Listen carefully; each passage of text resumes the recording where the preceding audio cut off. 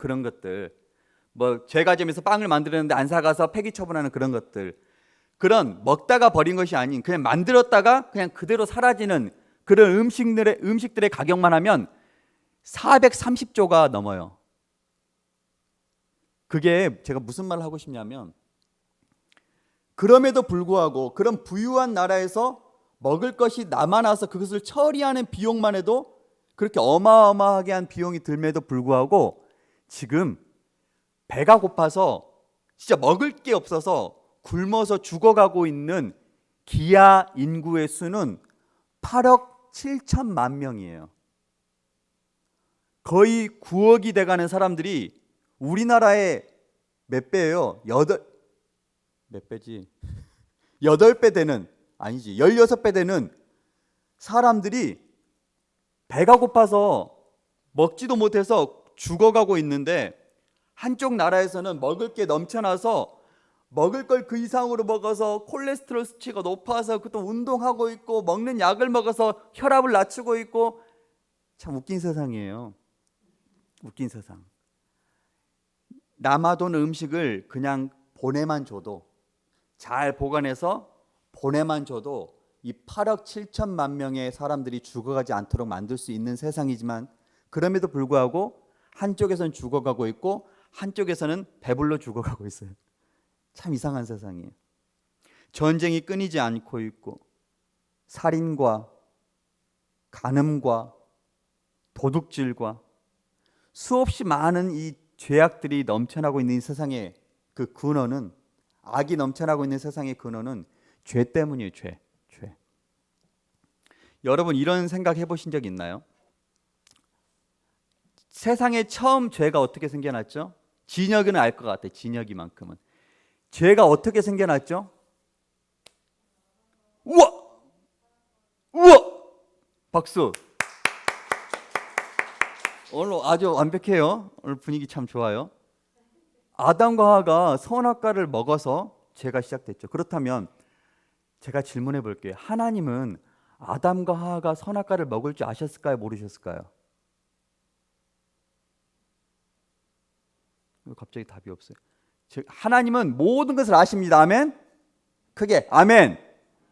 제가 여러분 정말 중요한 걸 깨달았어요. 여러분의 삶이 완전히 바뀔 수 있는, 여러분이 원치 않는 것을 안 하고 하고 싶은 것을 할 수 있는 그 능력의 시작점이 뭔지를 알았어요. 아주 간단해요. 하나만 하면 돼요. 뭐냐? 아멘이에요. 아멘. 진짜예요. 여러분이 모르지만 여러분이 아멘 하는 순간 영원토록 변함없고 영원토록 우리의 삶을 인도하신 하나님의 말씀이 여러분 속으로 들어가요. 여러분의 삶을 움직인다니까요. 여러분이 의도하지 않아도. 지금 진혁이가 자빠져 누웠거든요. 팔딱 일어날 수 있는 것도 아멘이에요. 아멘. 다시 한번 아멘 해봅시다. 시작. 아멘. 아멘. 아멘을 자주 하셔야 돼요. 너무 아멘이 사라지고 있어요. 하나님은 모든 것을 아세요. 전부 아세요. 그러면 하나님께서 선악과 나무를 동산 중앙에 만들어 놓으면 먹을 줄 아셨을까 모르셨을까? 아셨죠. 그럼 사람들이 당연히 이렇게 질문해요. 우리 준서도 질문했었는데, 그럼 왜 만들어 놓으셨나? 왜 죄 지을 줄 아시고 왜 가운데 선악과 나무를 만드셔서 왜 우리로 죄 짓게 만드셔서 우리가 이렇게 죄 많은 세상 가운데 고통 가운데 살게 하시는가? 왜? 제가 그래서 준서에게 반문했죠. 이 질문을 또 해봤죠. 제가 여러분에게 하나 질문해 볼게요. 똑같은 질문이에요. 지민아, 이제 네가 나이가 지금은 아니고, 지금 그러면 안 되고 나이가 이제 20살 훨씬 넘으면 이제 사랑하는 사람이 생길 거잖아, 그렇죠?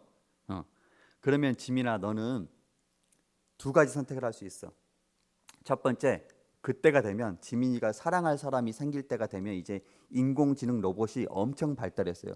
피부도 사람이고 움직임이나 행동들이 전부 다 사람이에요. 목소리도 나는 그렇습니다가 아니라 너무 자연스럽게 말할 수 있는 시대가 될 거예요. 그렇다면 지민이에게 선택이 있어요. 지민이를 순종하고 지민이의 말에 따르고 지민이만을 사랑하는 프로그램한 세팅된 인공지능 로봇 남편이랑 결혼할 것인가? 아니면 지민이를, 남들이 갖지 못한 지민이의 그 아름다움을 보고 지민이를 사랑하고 지민이를 진심으로 따르기를 원하고 지민이가 원하는 것을 나도 원하고 그렇게 사랑하기를 원하는 인간 남편을 원할 것인가? 근데 인간 남편은 때론 지민이랑 싸울 수도 있어. 때론 말다툼도 할 수 있어. 하지만 인공지능 남편은 절대로 말다툼 안 해. 마음에 안 들면 세팅을 다시 하면 돼. 누구를 택할래? 내가 이게 원하는 게 아닌데. 내가요 이런 생각을 했어요. 인공지능을 대답할 애도 있을 거다. 지민이 기다려봐. 아이고 난감해. 잘 풀리고 가고 있었는데. 그래 그럼 좀 나이가 있는 현소로 가자. 너는 인공지능 안 해? 인간 안 해? 인간 안 해? 내가 그걸 원했는데. 하나님이요 여러분, 하나님의 인간이랑 교제하기를 원하셨어요. 인간이 진심으로 하나님을 사랑해 주길 원했어요. 물론 하나님의 뜻에 맞지 않는 어떤 부분이 있다 할지라도 진심으로 인간이 하나님의 그 아름다움을 발견하고 하나님을 진심으로 사랑하고 연약함이 있음에도 불구하고 하나님을 따르기를 원했어요. 하나님이 인간을 로봇으로 만드시지 않는 이유예요. 그냥 죄 짓지 않도록 모든 것이 프로그램화돼서 만들어진 로봇보다는 하나님은 때로는 연약하고 때로는 부족하지만 그래도 그 하나님이 사랑스러워서 그 하나님을 너무너무 좋아서 하나님을 바라보고 하나님과 교제하기를 원하는 인간으로 만들기 원하셨어요. 하나님께서 선악과를 만드신 이유는요, 인간에게 선택할 수 있는 기회를 주시기 위함이에요.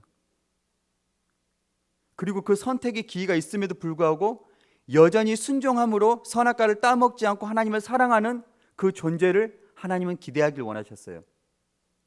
물론 그것이 깨어졌죠. 깨어지는 순간 하나님께서 그 모든 문제를 해결할 수 있는 그 길을 이미 선악과 나무를 만드는 순간부터 우리가 회복될 수 있는 그 기회를 만드셨어요. 하나님의 계획 가운데. 그것은 예수 그리스도예요.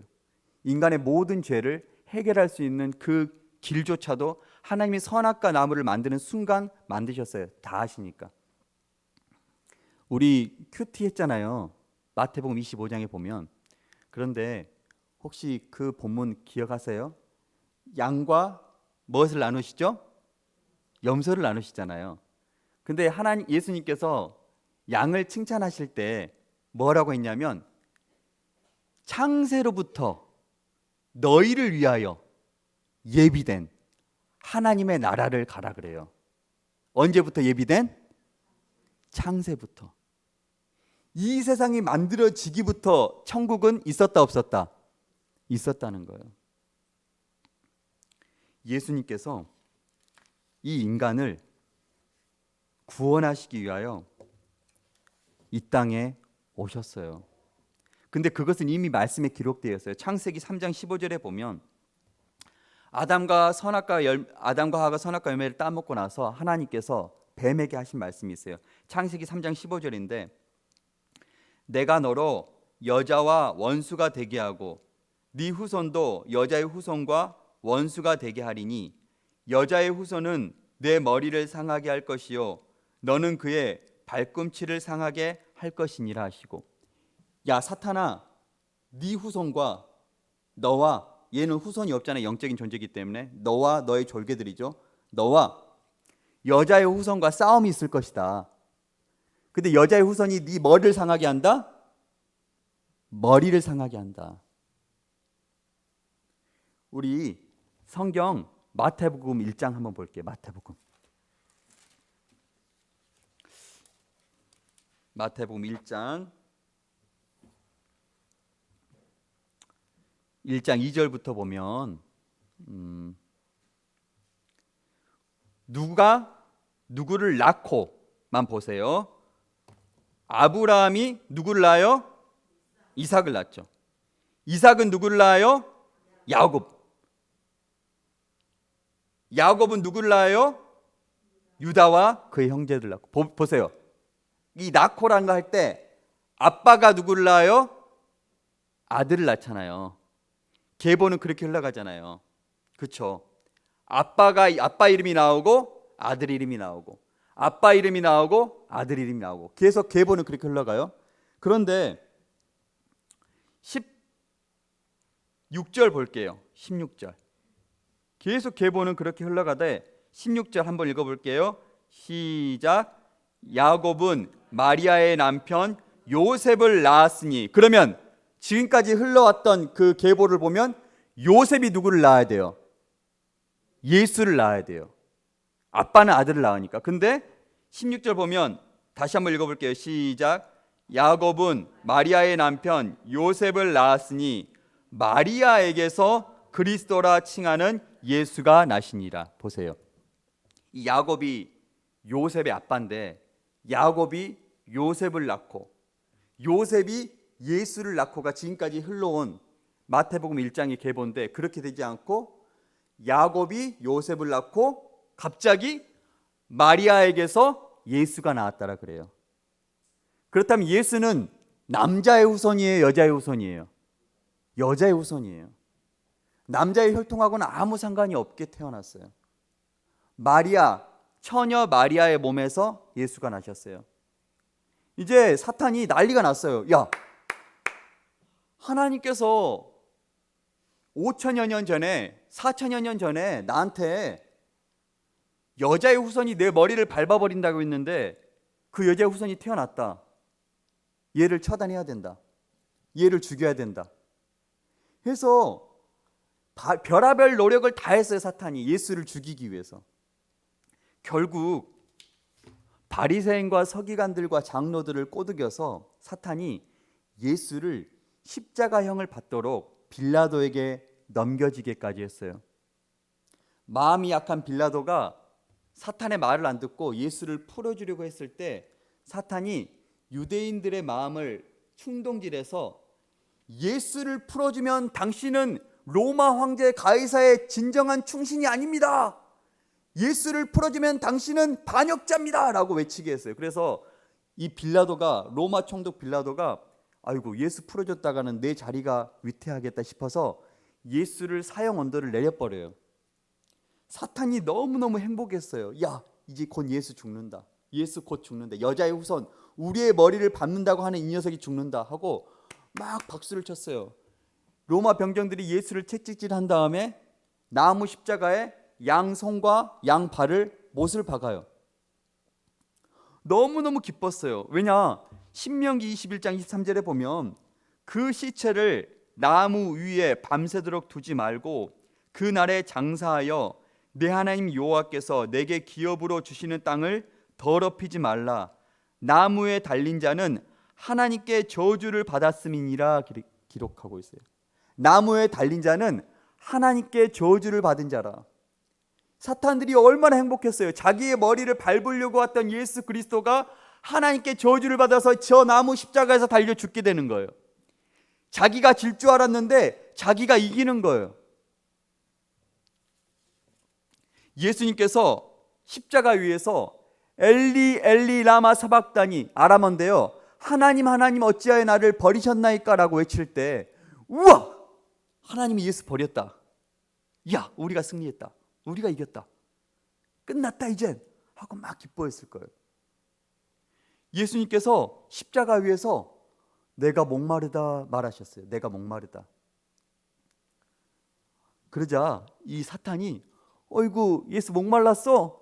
그래 식초로 만든 포도로 만든 식초 줄게 하고 쓸개에다가 식초를 탄 것을 예수의 입에 먹이게 했어요. 그 정도는 선심을 쓸 수 있었어요. 어차피 십자가에 못 박혀 있었기 때문에, 곧 죽을 것이기 때문에. 그리고 예수님께서 마지막에, 우리 다시 요한복음 19장 볼게요. 요한복음 19장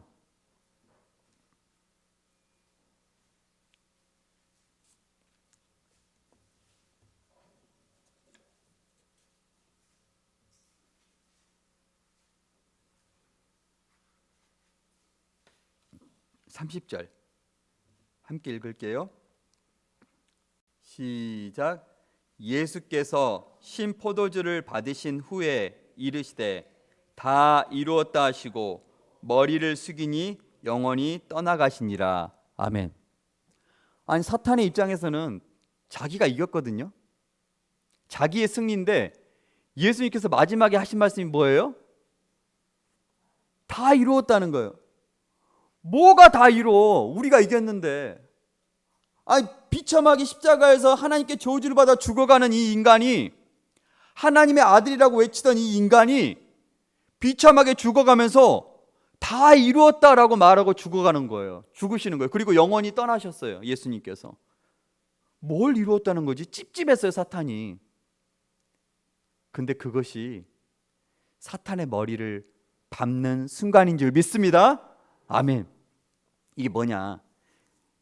목사님이, 제가요, 초등학교, 중학교, 고등학교 이 초중고 세 중에 한 번만 빼놓고, 한 번은 정근이라 그런가? 정근하고 나머지는 다 개근을 했어요.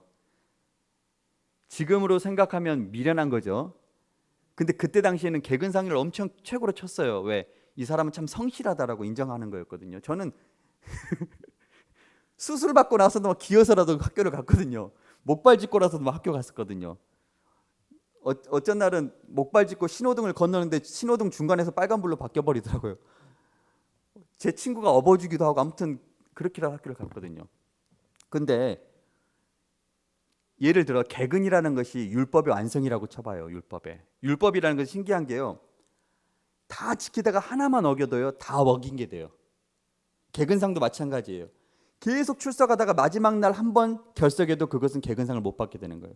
예수님께서 개근상을 하셨어요. 율법을 완전히 이루셨어요. 그리고 나서 예수님께서 다 이루었다라고 말씀하신 것은 이 내가 이룬 이 율법의 완성을, 이 의를 이젠 예수를 믿는, 나를 믿는 모든 자에게 그 의를, 그 의의 상을, 그 개근상을 주시겠다는 거예요. 무료로 예수를 믿는 모든 자에게 너희들은 지킬 수 없는 그 의를 내가 주겠다는 거예요. 예수님께서 내가 목마르다 말씀하실 때도 요한복음 19장 28절에 보면 성경을 응하게 하려 하사라고 기록하고 있어요.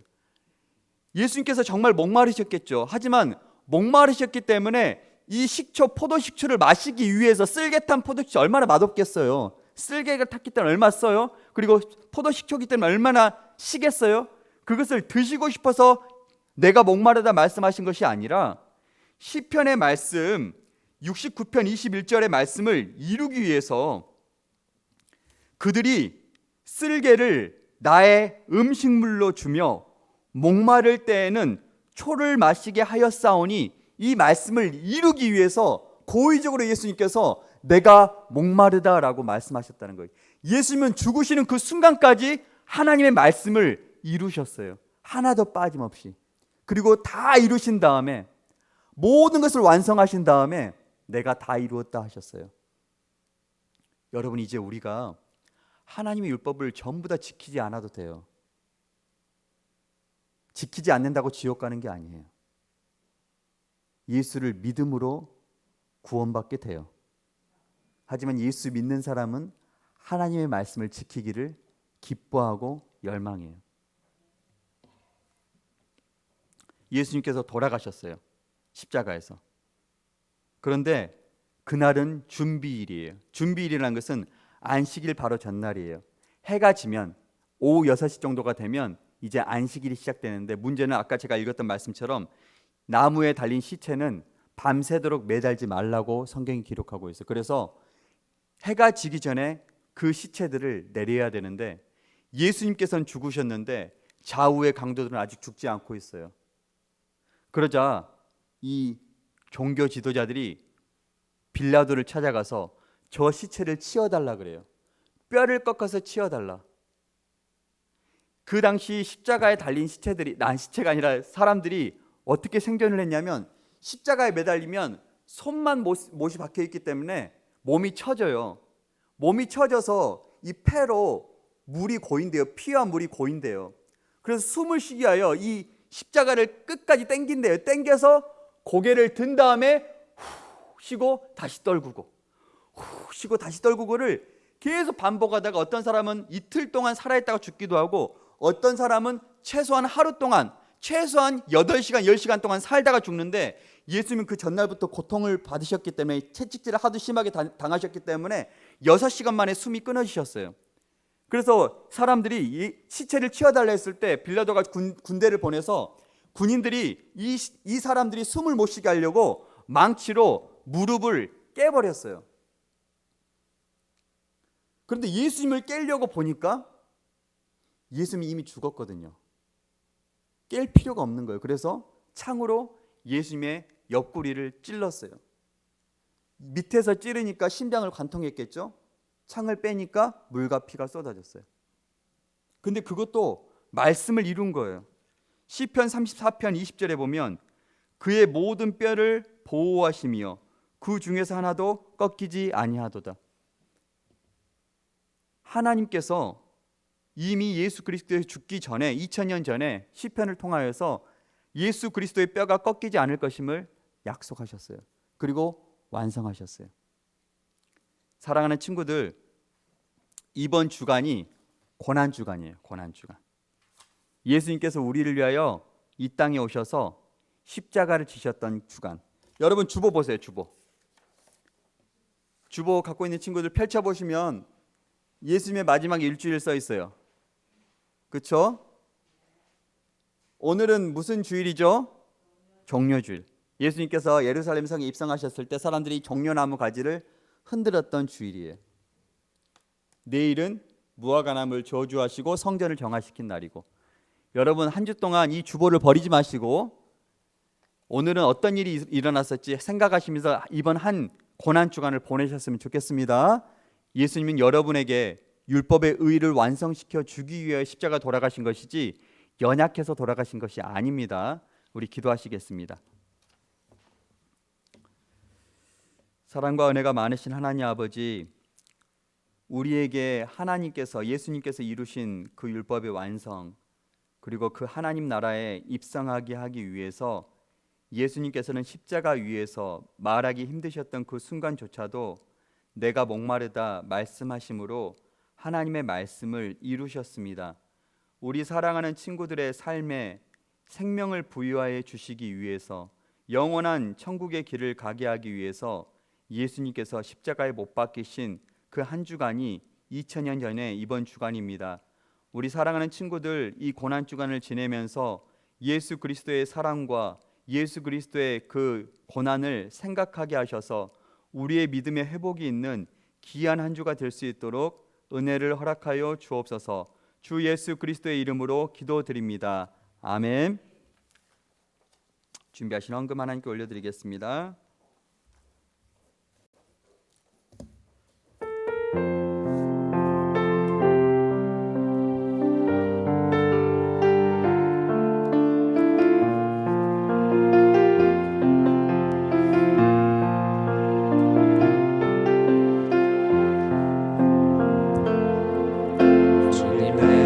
주의 장막을 사모합니다. 오직 주의 임재를 갈망합니다. 주의 집에서의 하루가 다른 곳의 첫날보다 좋으니 주 사랑 안에 머물며 사랑 노래합니다. 나의 평생에 단 한 가지 소원, 주의 아름다우신 보며 사랑 노래하는 것. 나의 왕 되신 주님의 얼굴 구하며 주 사랑 안에 머물며 사랑 노래합니다. 우리 함께 헌금 기도문으로 하나님께 기도하시겠습니다. 사랑하는 주님, 오늘도 중고등부 예배로 불러주셔서 감사합니다. 청소년 시기부터 물질의 주인은 하나님이심을 알게 하시고 준비된 예물을 주님께 드릴 수 있도록 인도해 주셔서 감사합니다. 오늘 드려진 헌금이 하나님 나라를 위해 아름답게 사용되도록 축복해 주시고 구별된 모습으로 하나님께 드려진 삶을 살도록 인도해 주세요. 예수님 이름으로 기도드립니다. 아멘. 제가 축도하시고 우리 총무님 나오셔서 광고해 주시겠습니다. 이제는 주 예수 그리스도의 그 한량없는 은혜와 자신의 하나밖에 없는 독생자 아들을 우리를 위하여 보내주신 그 하나님의 귀하신 사랑과 성령님의 교통하심이 이곳에 모인 모든 이들의 머리머리 위에, 학업 위에, 삶 위에, 직장 위에, 터전 위에 이제로부터 영원까지 함께 있을지어다. 아멘.